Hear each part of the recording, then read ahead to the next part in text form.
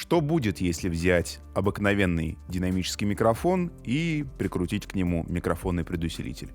Естественно, получится активный динамический микрофон, речь о котором и пойдет в сегодняшнем ролике. Друзья, это SE Electronics Dynacaster. Микрофон, созданный для голоса, для подкастов, стримов, ну и, возможно, для вокала. Вот это мы с вами сегодня точно и выясним. На канале «Давай запишем», где, я напомню, мы с вами общаемся на тему про аудио. Поехали!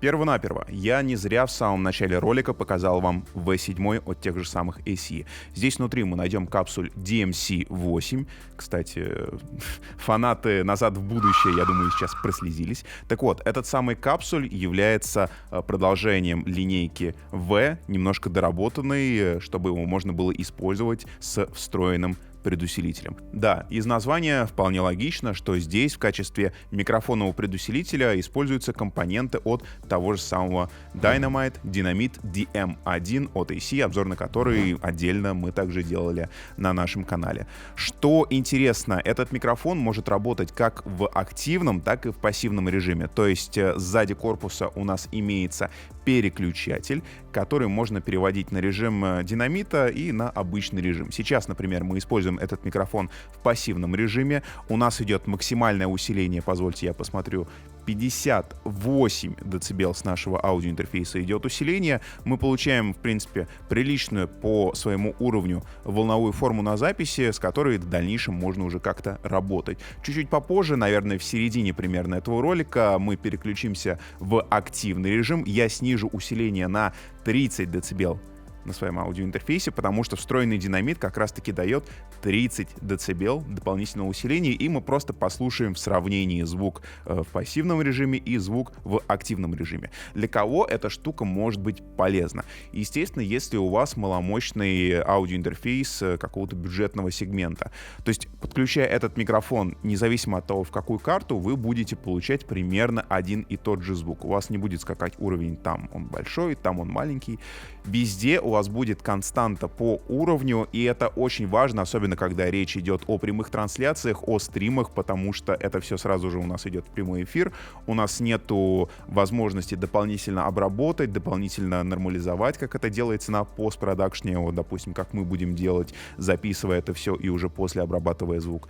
Это действительно важно. Что хочется сказать еще о микрофоне? Он имеет узкую направленность в виде кардиоида. То есть, если я начну смещаться с его оси направленности и продолжать общаться с вами, вы будете меня слышать хуже. Именно поэтому в такие микрофоны следует говорить как можно ближе к его мембране и не сходить с оси направленности. Эта вещь на самом деле очень полезная, потому что вне оси у нас происходит какой-то шум, отражение от стен вашей комнаты, ну опять же щелчки по клавиатуре, если мы имеем в виду какие-то игровые стримы. В комплекте с этим микрофоном идет ветрозащита. Давайте я ее вам покажу, и мы ее с вами послушаем. На самом деле здесь имеется встроенный поп-фильтр, он в несколько слоев даже, и в целом вы могли слышать на бэшках, как именно он отрабатывает, но штатно натянем вот эту штучку на микрофон и проведем наш тест на бабушке. Итак, без ветрозащиты. Бабушка испекла блины и положила их на пол. С ветрозащитой.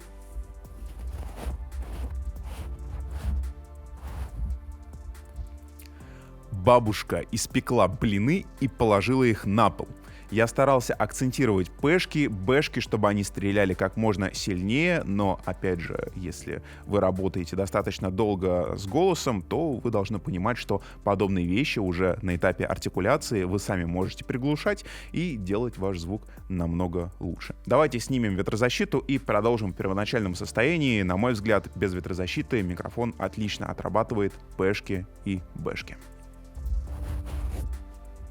Что хочется отметить отдельно, это как сегодняшний Dynacaster отрабатывает эффект близости. Это такой акустический эффект, когда вы находитесь близко к микрофону, у вас идет повышение по низкочастотной составляющей. Естественно, все остальные частоты у нас скрываются на фоне низов, а это не совсем правильно, все-таки мы хотим слышать полный спектр нашего голоса. Как раз-таки Микрофоны, созданные для голоса, созданные для стримов, подкастов, дикторские микрофоны, они отрабатывают эффект близости таким образом, что даже находясь достаточно близко к мембране, мы все равно по минимуму слышим этот самый эффект близости. То есть с таким микрофоном можно работать вот примерно так, как я сейчас работаю. И это правильно, потому что мы с вами не забываем, даже несмотря на то, что это активный динамический микрофон, на выходе у динамического микрофона, ну, по крайней мере в пассивном режиме, в котором мы сейчас работаем, мы получаем намного меньший уровень, чем у тех же самых конденсаторных приемников, поэтому стараемся в такой микрофон говорить как можно ближе. Опять же, это дополнительная защита от того, чтобы минимальное количество посторонних звуков и шумов проникало в ваш микрофон. Я думаю, это отличный момент, чтобы перейти в активный режим. Напомню, что на своем аудиоинтерфейсе сейчас я сделаю поменьше на 30 дБ усиления. Здесь я переведу ручку сзади, снизу, и дополнительно со своей карты подам 48 вольт фантомного напряжения, потому что это самое фантомное поляризующее напряжение у нас здесь выступает в роли питания для встроенного микрофонного предусилителя. Давайте проделаем это все вместе. Для этого мне понадобится отверточка. Вот такая небольшая плоская отвертка, с помощью которой я поддену сзади один из штыречков и переведу микрофон в активное состояние.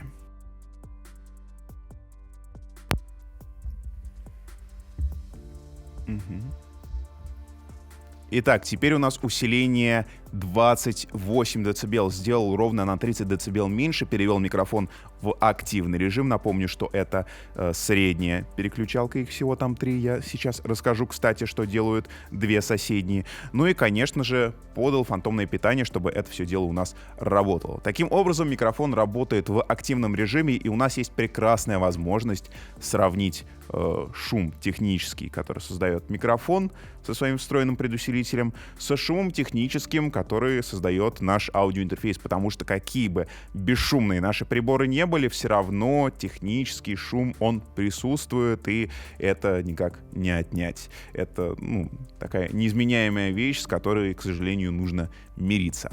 А если мы говорим про соседние переключатели, это своеобразный эквалайзер, такой фильтр. Он есть на низах, он есть на верхах. Что он делает? У нас есть 2 ручки. Каждая из этих 2 ручек имеет по 3 положения. У нас есть работа с низкими частотами. Например, сейчас весь ролик в активном и в пассивном режиме у нас эти ручки не были никак задействованы. Они находились в положениях так называемый плоский, flat. Они ничего не делали с частотной характеристикой. На низах мы можем сделать срез, то есть убрать ненужное бубнение, если оно вдруг присутствует, если вы очень близко к микрофону, если у вас очень низкий голос, и вы им забиваете все остальные частоты, и у вас вот это присутствует на записи, возможно, вам нужно срезать низы, пользуйтесь этим. Опять же, если мы пишем какой-то низкочастотный музыкальный инструмент, где совсем уж низ нам не нужен, пожалуйста, срез низких частот. Также низкие можно поднять. Это наоборот, если у вас, допустим, очень верхастый голос. Если вы работаете с женским вокалом, например, и вам нужно поднять низ, вот здесь есть такая возможность. Я предлагаю вам послушать, как эти вещи работают на голосе. Я снова вооружусь маленькой отверточкой и изменю частотную характеристику микрофона переключением одной из ручек.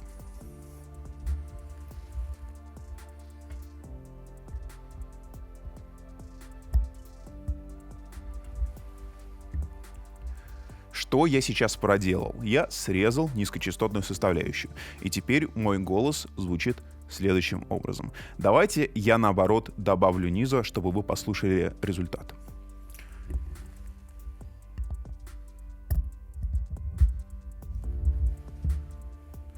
А вот теперь я, наоборот, добавил низких частот, и мой голос преобразился и стал звучать следующим образом. Помимо низких частот есть работа и с верхами. Давайте их послушаем.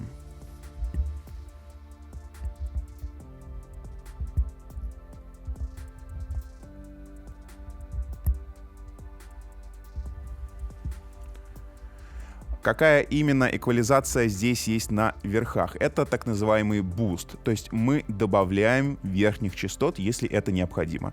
Он также на 3 положения. Есть положение, где эквалайзер не работает, есть небольшое добавление верхнечастотной составляющей и есть намного больше верхов, если это вам нужно. Вот это первое положение. Давайте послушаем положение, в котором верхов у нас будет еще больше.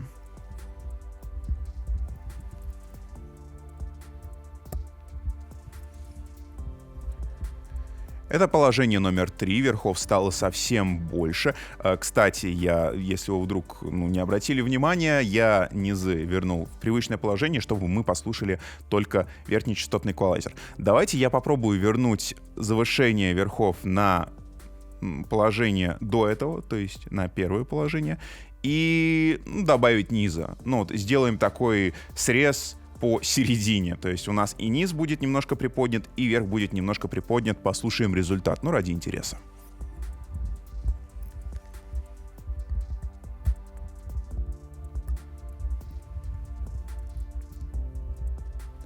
Вот так микрофон звучит, когда мы подняли низ и немножечко подняли вверх. Стоит отметить, естественно, что я этот микрофон наклонял. Вы видели, что я немножечко затягивал барашек, который здесь имеется. И это еще одна особенность. Микрофон идет со своим собственным крепежом, то есть сам микрофон и его держатель, холдер, они объединены в единую конструкцию, и это позволяет нам очень достаточно удобно располагать микрофон по отношению к себе. Давайте я продемонстрирую, немножечко ослаблю барашек и покручу микрофон туда-сюда.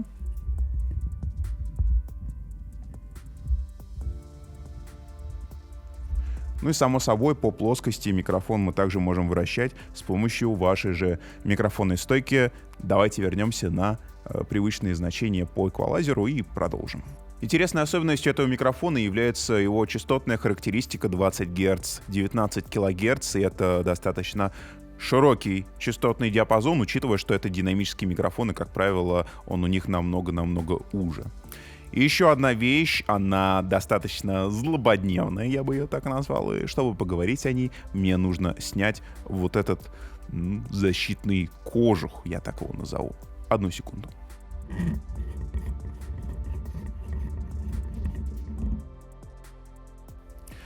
Если вы присмотритесь вот сюда, и я сейчас буду стараться говорить потише и не плеваться в микрофон, потому что то, что я сейчас снял, внутри себя содержит 3-слойный поп-фильтр. Это именно та самая защита, которая позволяла мне не пользоваться вот этой вот насадкой во время ролика, спокойно акцентировать пэшки, бэшки и не бояться перегрузить мой микрофон. Почему характерна эта штука и почему я сказал, что она очень злободневна? Ее легко дезинфицировать. Да, это звучит немножко странно, немножко глупо, но сейчас действительно иногда встает подобный вопрос, подобная необходимость, и производитель заверяет нас, что вот эту штучку можно снять и буквально макнуть ее в раствор с санитайзером, и ей ничего не будет, потому что все компоненты, которые использованы там внутри, они очень быстро сохнут и не впитывают влагу. Это здорово, это еще 1 балл в копилочку, будем иметь в виду. Давайте вернемся обратно.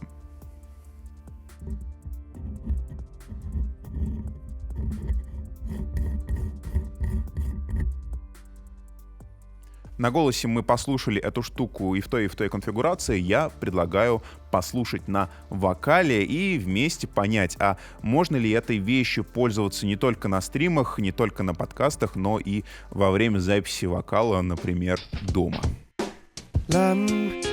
La la la la la lam, la la la la la lam, la la la la la lam.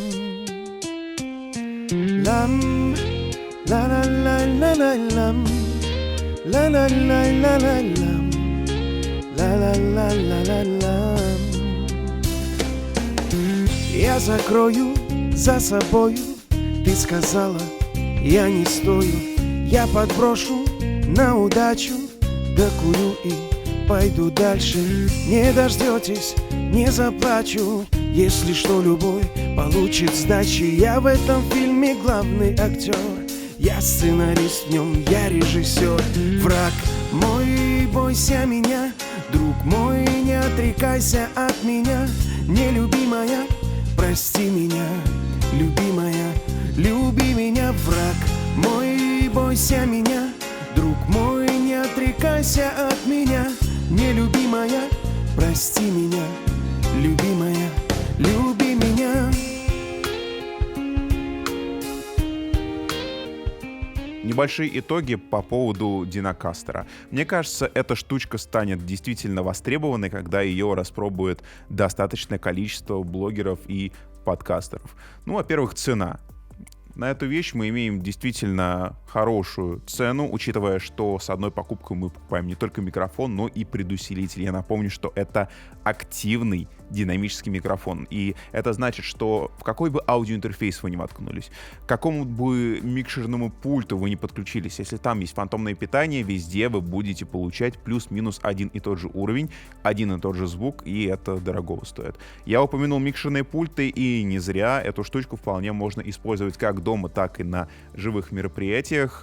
Микрофон динамический, заводиться он особо не будет, все же кардиоидная направленность, так что, пожалуйста, для гитары, для вокала вот эта штука вполне себе подойдет.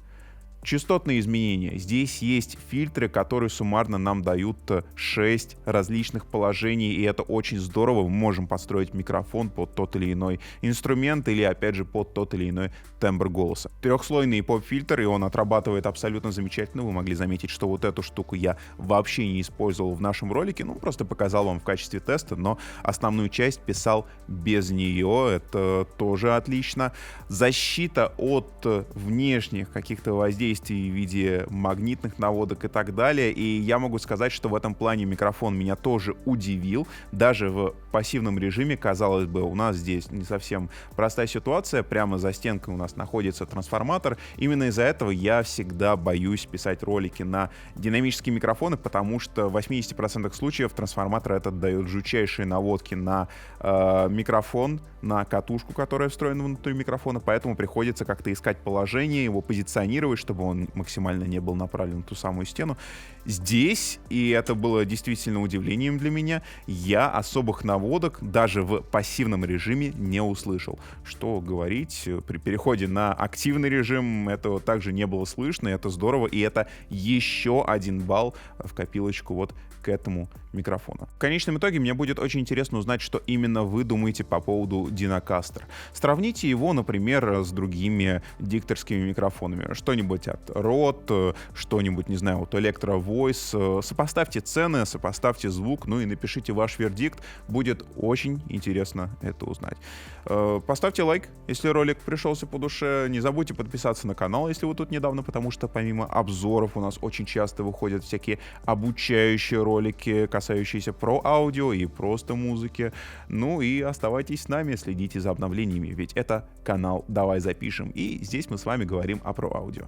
Я не прощаюсь, а говорю лишь до свидания. До встречи в следующем ролике. Давайте снимем ветрозащиту и продолжим так, как было.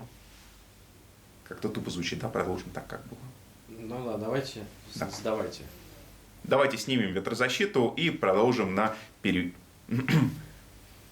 Давайте снимем ветрозащиту и продолжим в первичном состоянии, поскольку... Нет, еще разочек.